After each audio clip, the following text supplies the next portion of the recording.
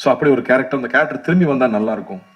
But திரும்பி வரும்போது என்ன பர்பஸ், என்ன இருக்க போகுது, மித்ரன்னாலே என்ன அடுத்தது என்ன சொல்லி பயமுறுத்த போறாருன்னு எல்லாரும் கேட்கறாங்க. அவர் ஃபர்ஸ்ட் படத்துல வந்து கையில மொபைல் போன் மெசேஜ் வந்தாலே பக்குன்னு இருக்கும், அதுக்கப்புறம் வாட்டர் பாட்டில பார்த்தா பயமா இருக்கும். அப்படி இந்த படத்துல என்ன பயம் இருக்குன்னா அதை விட பயமான ஒரு விஷயம் வச்சிருக்காரு. உண்மையாவே ஸ்கேரியான ஒரு பெரிய ஒரு விஷயம் இந்த படத்துல கையெடுத்திருக்காரு, கையில தொட்டிருக்காரு. அப்போ வந்து how good is a hero is வந்து ஹவு பிக் இஸ் த வில்லன்ங்கிறத வச்சுதான்.